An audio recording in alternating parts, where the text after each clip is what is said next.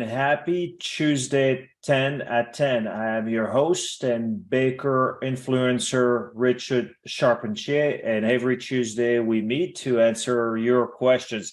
So what questions do we have today? Let's get started. So our first question of the day is regarding modified starches. And someone is asking, why is modified wheat starch classified as fiber in low-carb product?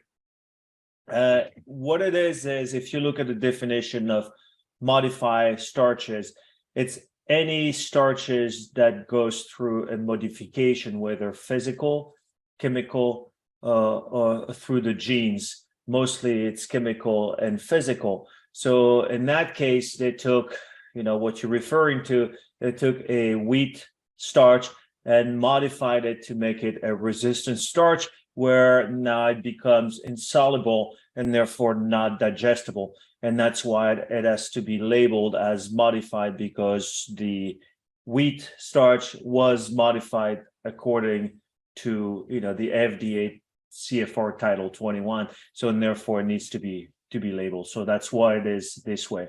I hope it answered your question, but thank you for sending it.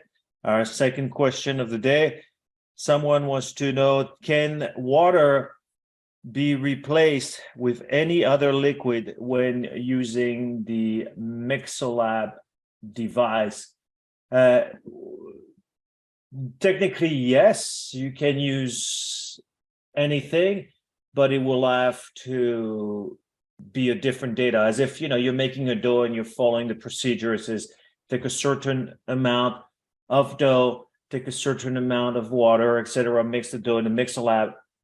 If you change anything, one, cleaning, if you're bringing milk or any other liquid, that might create issues. But yes, it would be able to do, it would become a new standard point, but you will have to learn how it modifies, and then all your tests following will have to be done the same way in order to correlate your results. And I hope it helps.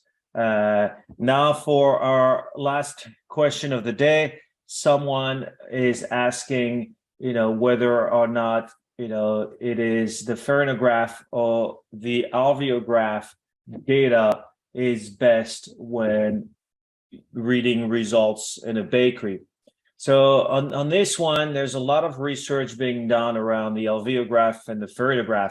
First of all, for the bakers out there, always use tools for analytical data. Your flour being your number one ingredients and your most expensive, it's important to know how it performs, because being a commodity ingredient growing on the ground, after going through all the process, going to the miller and coming to the baker, to you guys, it goes through a lot of transformation points. And it's good to at least go with a farinograph. Farinograph is a great tool to give you analysis of your flour over, for its absorption, for stability, etc.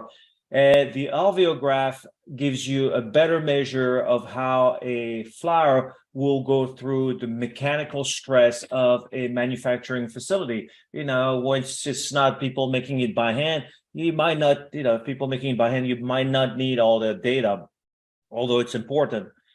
But both tools, the alveograph and the farinograph, will be able to better give you a bigger picture than just one tool, and make better decisions of how to formulate and how to run in your production. At the end of the day, we're all running for better efficiency and better quality. So if you don't have both tools, if you don't have any tools, let's try to maybe work with your flour miller to see if they could run it for you.